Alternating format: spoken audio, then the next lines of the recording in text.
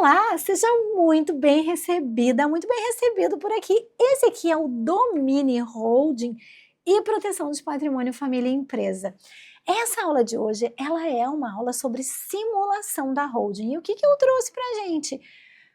Quando que a gente vai ter hipóteses de simulação? E eu trouxe uma simulação bem específica. Eu resolvi pegar um caso que já foi julgado e analisar com vocês. Eu vou disponibilizar o acórdão e vou disponibilizar também a ementa desse caso, para que vocês possam desenvolver aí os seus conhecimentos, tá bem? Antes da gente começar, já vai lá, pega o seu café, pega as suas anotações e bora conversar sobre holding, e bora conversar sobre nulidade por simulação. Bora lá, vamos olhar aqui o que a gente tem. Essa apelação civil aqui, ação declaratória de nulidade, simulação, justiça gratuita. Necessidade do benefício comprovada, beleza. Prejudicial de mérito não foi confirmada. Nulidade que não se convalesce com o decurso do tempo, artigo 167 e 169 do Código. Incidência, entendimento do STJ, mérito propriamente dito. Simulação caracterizada, cláusula não verdadeira, existência, doação inoficiosa aos coerdeiros réus em prejuízo da coerdeira autora. Constatação, nulidade na parte que excede a proporção disponível. Precedentes e recursos. Não havendo elementos aptos a afastar o benefício da justiça gratuita, blá, blá, blá. Número 2, não há falar em prescrição ou decadência.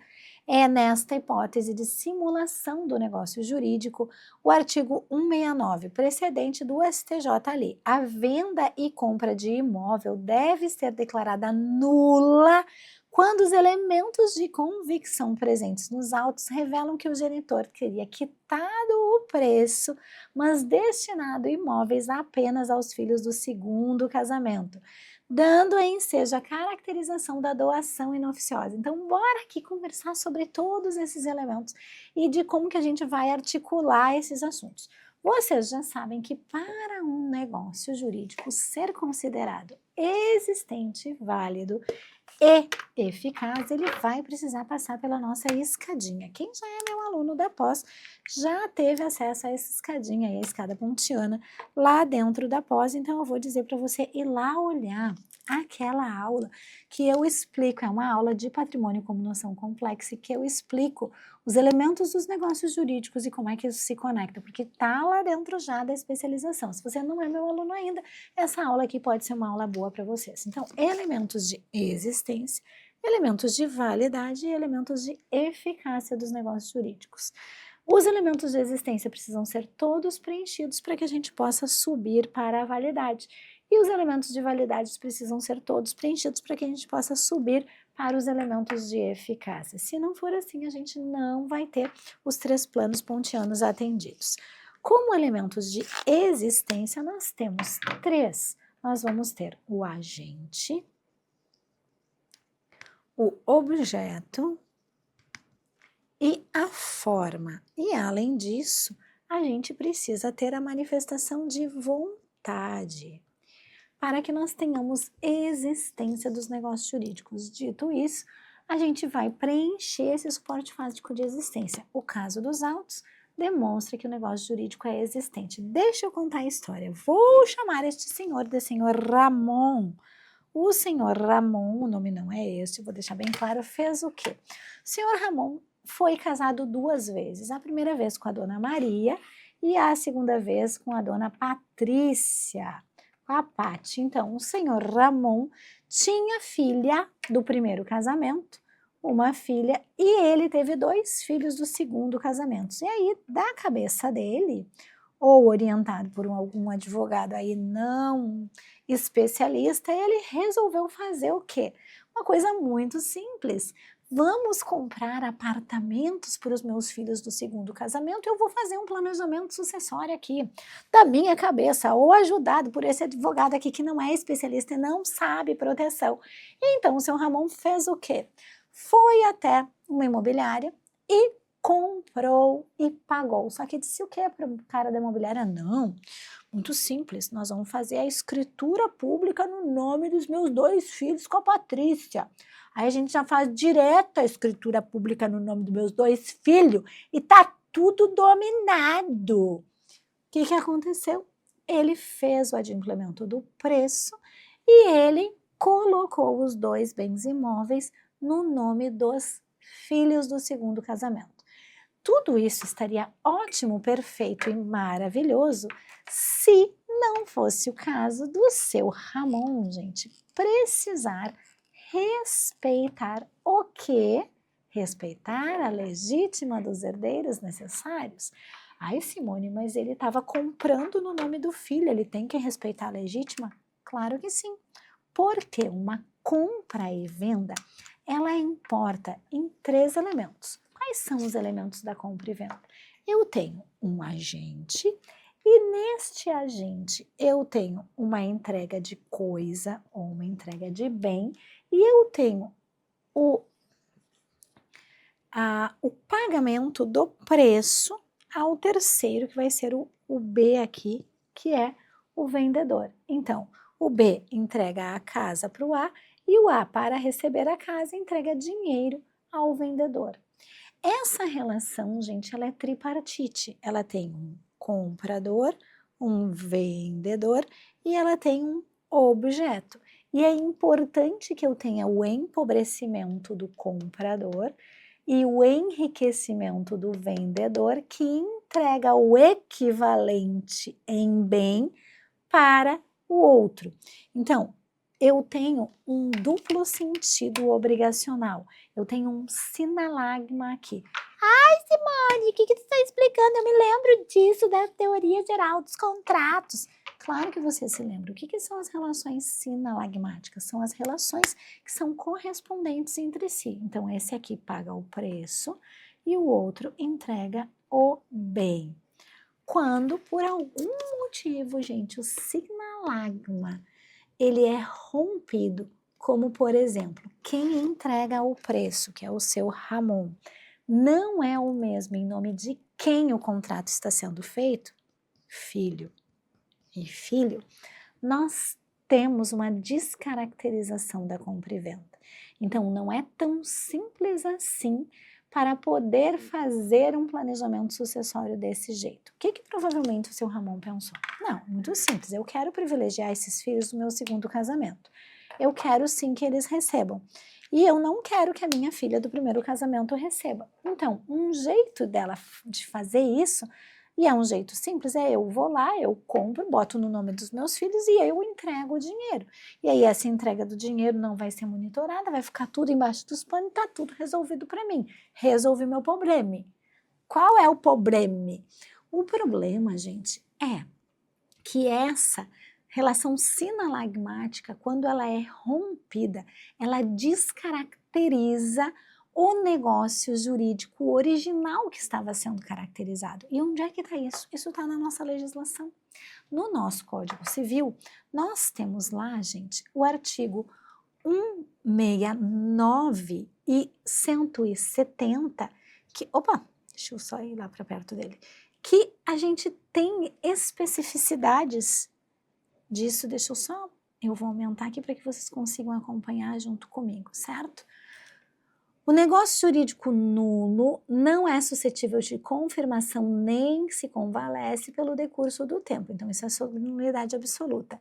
Se, porém, o negócio jurídico nulo contiver requisitos de outro, subsistirá este outro quando o fim a que visavam as partes permitir supor que elas teriam desejado, teriam querido se houvesse previsto a nulidade. Então, olha aqui para mim.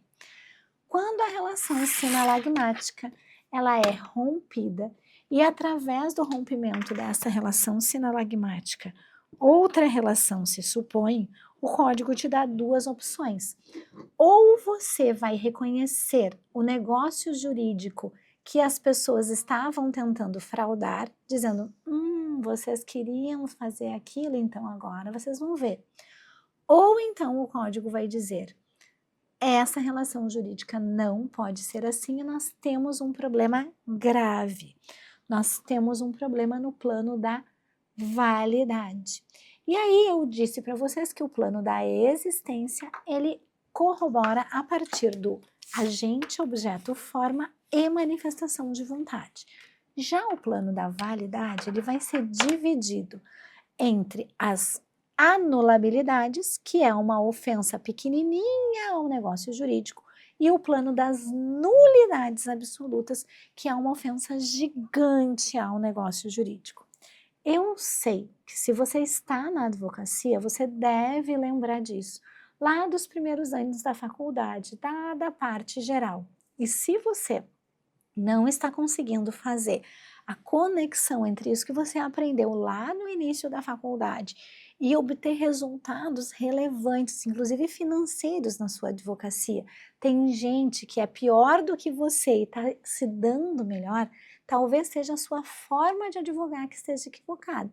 Então, quando a gente revisa um conteúdo que é do início da faculdade e aí por algum motivo a gente não lembra, ou então a gente não se dedicou muito, talvez a forma de atuação é que esteja equivocada.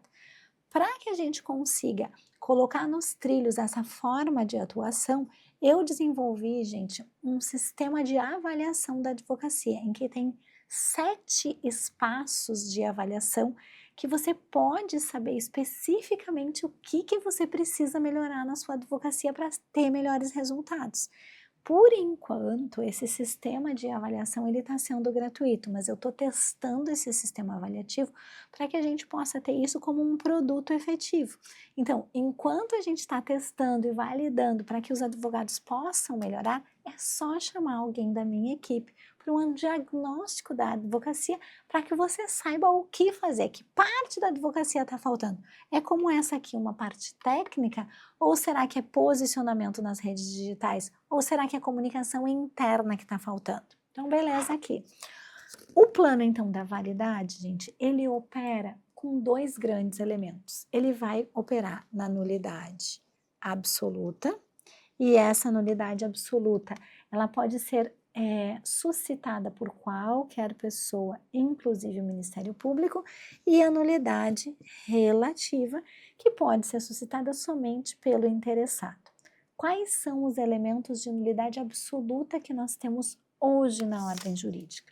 Ou nós temos a incapacidade absoluta do agente, alguém com menos de 15 anos, então 15 ou menos celebra negócio jurídico, ou nós temos um objeto ilícito, um objeto impossível, ou um objeto indeterminado ou indeterminável, ou eu tenho uma forma não prevista ou não vedada, ou vedada pela lei, né? Não vedada não, ou vedada pela lei.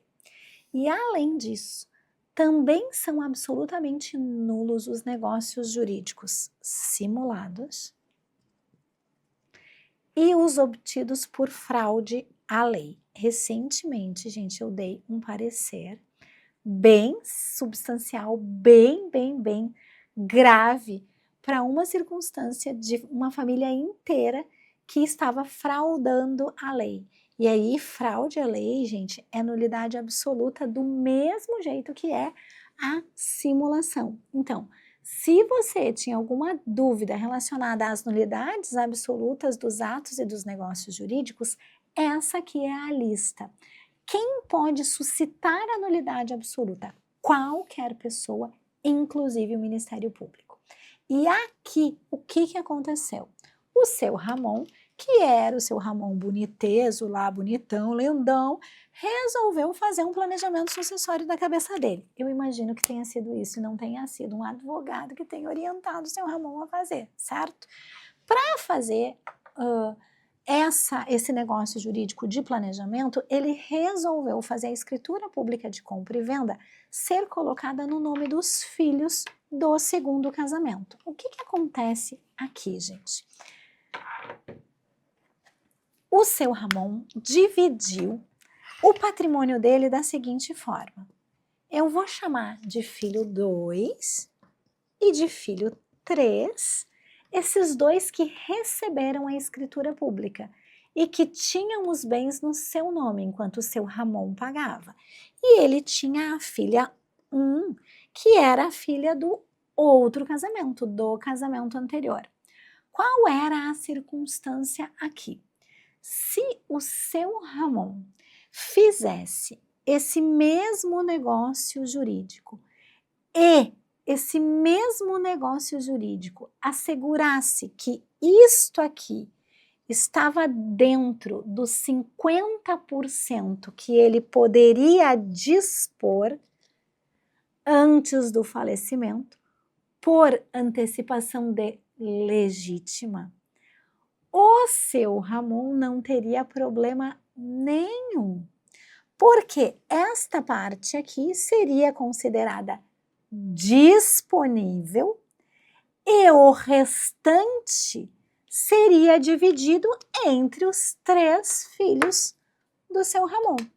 Então, os 50 restantes seriam aqui 50 dividido por 3, 50 dividido por 3, 50 dividido por 3. Essa aqui recebe 1/3, esse aqui recebe 1/3, esse aqui recebe 1/3.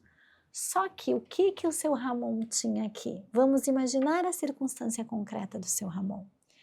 Ele tinha um patrimônio total de, deixa eu fazer a conta correta aqui, 300 mil reais. E aí, o que o seu Ramon resolveu fazer? Resolveu deixar um apartamento no valor de 150 mil reais para o filho 2 e outro apartamento de 150 mil reais para o filho 3. E com isso, esta filha aqui ficou sem nada. O que acontece nesse lugar? Quando a gente tem uma circunstância que eu ultrapassei o valor do disponível, lembrem que eu disse que o seu Raul tinha 300 mil reais, deixando uma parte ultrapassada para os filhos legítimos, eu não tenho disponível. Então, o que eu tenho aqui? Se ele tinha 300 mil reais, 150 mil é disponível e 150 mil é legítima. Neste universo aqui do seu Ramon e deste acórdão aqui que nós acabamos de olhar, a nulidade se deu por simulação. Se entendeu que seu Ramon não pode fazer a doação para os 2 filhos, mas não é uma simulação pura e simples, ele não pode e ponto final. Ele não pode porque no momento em que ele fez esta doação, ele ultrapassou a legítima. Ele ultrapassou a metade que ele poderia dispor em testamento. Se ele tivesse feito 75 para esse filho, 75 para esse outro filho, e resguardasse os 150 para ficar 50 para o filho 2, 50 para o filho 3 e 50 para a filha 1, nós não teríamos esse caso de simulação. A interpretação seria diferente. Então, hoje, nós temos uma hipótese que, se o seu Ramon quiser entregar bens em antecipação da legítima aos filhos, ou quiser entregar bens da parte disponível dele, ele ainda vai precisar reservar a legítima. Tá bem, Simone, mas como é que eu faço se eu tiver um caso como este, que é um caso de uma pessoa que quer deixar para os filhos só do segundo casamento? Como que eu faço para organizar isso? Qual é a sequência que eu tenho que fazer para conseguir entregar para essa pessoa algo que pare em pé? Eu recomendo que você olhe lá as aulas sobre direito sucessório que estão dentro da plataforma, para que você saiba como é que a gente faz essa articulação e essa recomposição do Montemor. Se você já sabe, já domina isso, o que é importante saber? Você vai seguir este passo a passo aqui. Qual é o número 1? Você vai fazer o levantamento do Montemor. Beleza. O que seria devido caso o fulano falecesse hoje, o que eu tenho que contar nesse Monte Mor, gente? Todas as doações que essa pessoa já fez antes e verificar se essas doações foram feitas para herdeiros necessários ou para qualquer pessoa do povo, certo? Depois que eu fiz esse cálculo, é importante que antes de montar a holding, eu esteja ciente que eu só posso privilegiar determinados herdeiros necessários com relação a 50% desse patrimônio. Então, se eu quiser comprar alguma coisa e quiser entregar para essas pessoas, eu só posso fazer com relação a 50%. Ah, então eu dou 50% e está garantido. Não. Eu preciso lembrar de entregar este 50% e de, no ato contínuo, dispensar da colação. Então, eu entrego 50%, eu informo que isto aqui está sendo retirado do disponível e que, ó, muita atenção, eu estou dispensando da colação. Assim, eu consigo estruturar a holding sem simulação. Ah, Simone, terminou por aí? Se eu quiser fazer uma organização de todo o patrimônio e não quiser só fazer dessa parte dos 50%, qual é o cuidado que eu preciso ter? E aqui, gente, eu tenho que te dizer, de novo, se você não está tendo o resultado que precisa, gente, essa área da holding é uma área muito boa, é uma área que é uma área rica, é uma área que você pode atender os clientes na parte consensual, é uma área que você não depende do poder judiciário, é uma área que você, que já tem muitos anos de advocacia, consegue entregar aí um serviço que vale a pena para as pessoas, e você que está começando na advocacia agora já começa certo. Então, assim, é uma área muito boa. Então, nesse elemento número 3 aqui, o que você vai ter que prestar atenção? Você vai precisar, se for usar o patrimônio inteiro, carimbar a legítima de quem? Você vai precisar proteger a legítima do filho que o seu cliente quer excluir. Ah, não entendi, Simone. O pensamento de quem trabalha com holding precisa resolver o BO antes dele acontecer. Então, se o seu cliente quer dar um caô em algum herdeiro legítimo, você vai precisar proteger. Por quê? Porque se você não proteger a parte legítima desse herdeiro necessário aqui, gente, você vai ter uma nulidade absoluta na organização da holding.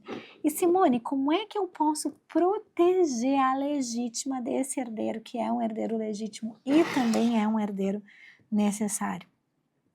Como é que eu posso fazer para proteger? Aí eu vou te dizer, vai lá na nossa aula de testamento e dá uma olhadinha, porque lá tem todas as técnicas dessa proteção e tem todas as cláusulas para esse carimbo funcionar da melhor medida, tá bem? Então, você vai lá, vai assistir, vai ter revisado esse assunto e vai saber como proteger. Ah, Simone, mas eu não sei, eu não tô na pós ainda. Então, vem para pós-graduação. Ah, Simone, mas eu já fiz a pós. Esses dias meus alunos estão comprando pela segunda vez a pós. Por quê? Porque eu estou no sistema de regravação dessas aulas e de muitas atualizações, e aí os alunos que já cursaram querem cursar de novo. E tá tudo bem, né, gente? Porque se a pessoa vê valor substancial nessa entrega, eu vou dizer para vocês, eu fico muito feliz que você não quer sair dessa rede, que você não quer sair desse ambiente. Então, o que você já fez aqui? Você já calculou o Monte Mor, você já olhou qual é os 50% e você já conseguiu proteger com aquelas estratégias que eu te dei lá na aula de testamento a legítima desse herdeiro necessário que o seu cliente quis dar um caô. É suficiente? Não, gente. Por quê? O que eu vou precisar fazer? Eu vou precisar fazer ou uma organização em 2 holdings, certo? Ou então, se eu não consigo organizar em 2 holdings com os núcleos familiares diferentes, eu vou precisar de elementos de planejamento sucessório para quem não está dentro da holding, então na hipótese de não ter 2 holdings, para compensar essa circunstância dessa organização patrimonial que eu fiz. E aí, gente, quais são os típicos instrumentos para essa compensação? Você vai olhar para todos os instrumentos de planejamento sucessório que estão lá no módulo de planejamento sucessório, mas eu consigo fazer uma lista. Eu posso utilizar um testamento, eu posso utilizar a doação, eu posso utilizar a previdência privada, eu posso utilizar o seguro de vida, eu posso utilizar uma relação securitária, se for empresarial, posso ter um seguro específico para isso, ou posso fazer um fundo, uma aplicação, um investimento, né, para que essas compensações aconteçam. Se eu quiser organizar 2 holdings, uma para cada núcleo familiar, também posso. Quais os cuidados que eu preciso ter nesse negócio aqui? Eu tenho que ter 2 elementos suficientes para não ter simulação. Eu preciso ter a qualificação da legítima, então os bens precisam ter as mesmas quantidades e eu tenho que ter a quantificação da legítima. Esse TQQ, o que é o T? Tomar cuidado com a qualificação e com a quantificação dessa legítima. Sem o TQQ, fraude à vista. Ah, Simone, mas tu tinha dito que a gente ia ter acesso ao inteiro teor de decidir desse julgado. E onde é que está esse inteiro teor? Quero mostrar para vocês. Nesse mesmo documento aqui, que é o documento em que eu botei a ementa, olha lá, logo abaixo vocês vão ter o inteiro teor de decidir. E aí a gente tem lá, apelantes não correm segredo de justiça, porque estamos falando de sucessões, certo? E aí, questões importantes aqui. Alegação de prescrição. Gente, nós não temos prescrição ou decadência para situações de 167 violado, simulação. Então, a holding ela está subordinada a qualquer tempo a uma situação de nulidade. E aí, basta fazer corretamente a holding. Então, a gente tem compra e venda de imóvel declarada nula quando os elementos de convicção presentes nos autos revelam que o pai, o nosso senhor Ramon, teria quitado o preço, mas entregue na escritura pública apenas aos filhos do segundo casamento. E aí a gente tem aqui o voto, o recurso, né? Quais são as prejudiciais de mérito que foram atendidas por aqui. E aí aqui, ó, a nulidade então decorre de simulação, porque o cara pagou, mas só os filhos do segundo casamento é que estão recebendo. Nesse sentido, é nula a doação da parte que excedeu a legítima.